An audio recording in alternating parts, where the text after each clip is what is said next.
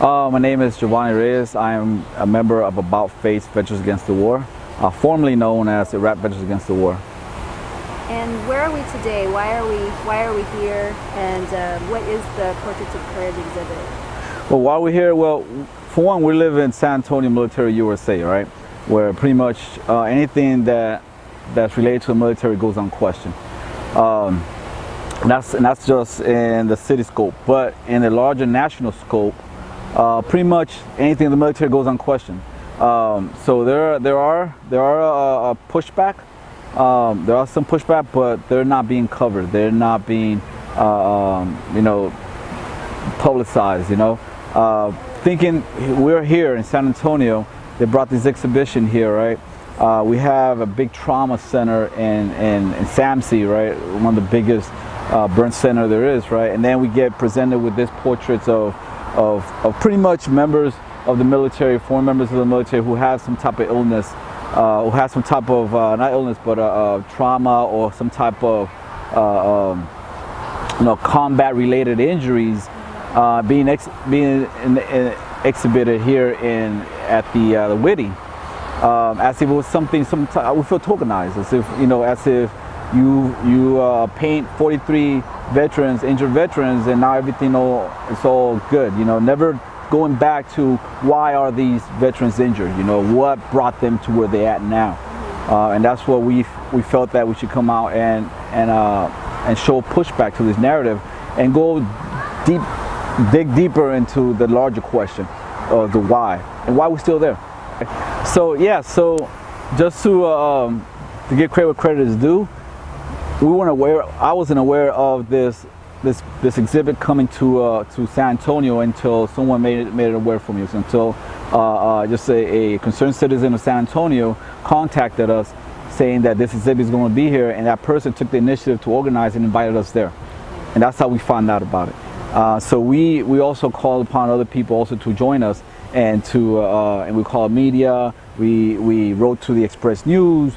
We even came here and hand carried a letter of our opposition to this exhibit. And not only we're not saying that to not show the exhibit here, but also give an opportunity, right, to show a counter narrative to this exhibit, right? Because like I say, this exhibit pretty much tokenizes us veterans, right? And also gives the impression that everything's okay. I painted 43 veterans, and now everything's okay. And now I am rehabilitated my decisions I made that caused the death of 3 to 5,000 American citizens overseas and about over 1 million Iraqis and so forth. So now paying these veterans, and now we're good. So no, we felt that wasn't the answer. That if you could exhibit this painting, right? But also, right, exhibit other paintings. There's other veterans out there, right, writing and painting about their experiences, right, that counter this what's being shown here. Not only that, there are other people on the other side of the spectrum, the other side of the barrel of the gun, per se, right, who are also painting. There's children painting drones.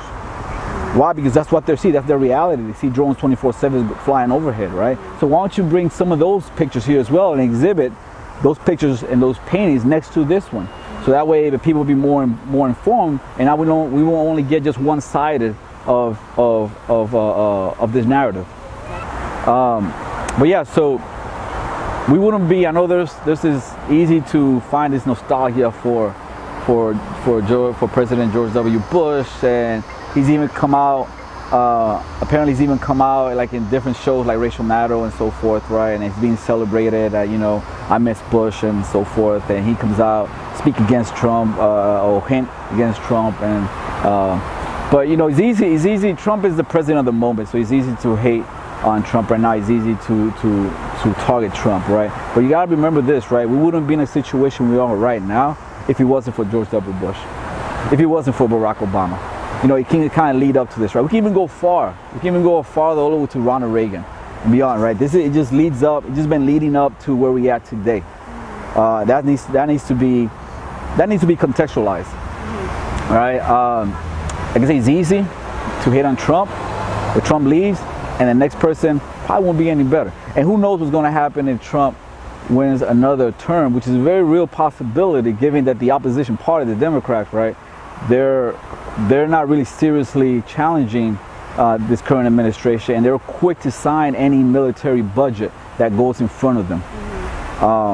You know, so yeah, so this is what we are today. So we got to think back.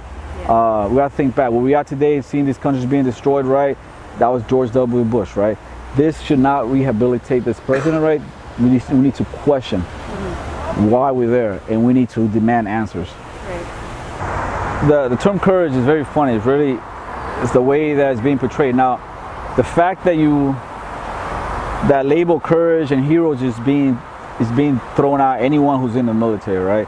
Which implies that whatever is done is for a noble cause. So when we speak of courage, right? What event led you to demonstrate that courage? Why were you there in the first place, right? Now, hero, right? If everyone's a hero, that means, again, we imply that what is being done is, in our name, it was noble. It was noble and righteous, right? But at the same time, you know, think about it. Wasn't noble and righteous, you know? Think about it. People say, well, you know, I'm doing this, like we're speaking right now, and you'll see people saying, or veterans also, who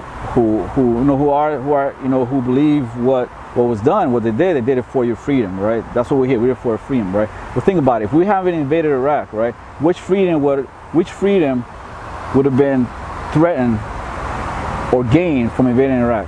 Which freedom were threatened or gained, right? If it wasn't that we invaded Afghanistan, really, I can't think of any. So the question is, right? What is, you know, courage? You ask, right? Courage could be questioning the narrative, right? Not going along, right? Which is very hard, very hard. A lot of people doing this invasion, right? Doing like around 2006, 2007, 2008, right? There was a serious recruiting problem in a lot of places, right? And there were people leaving the military left and right, which led the military to do what's called stop loss, which means that they stopped ETSing, which means ETS means leaving the military. When you fulfill your contract, you ETS out of the military. So they did stop loss to keep people in and keep rotating people in, right? Because a lot of people didn't want to be in the military, right? Thousands of soldiers left because of that situation, right? That's not being publicized, right? That takes a lot of courage to do that, because they were going into an unknown. You're going from a system that pretty much take care of you, your basic needs, going into the unknown now.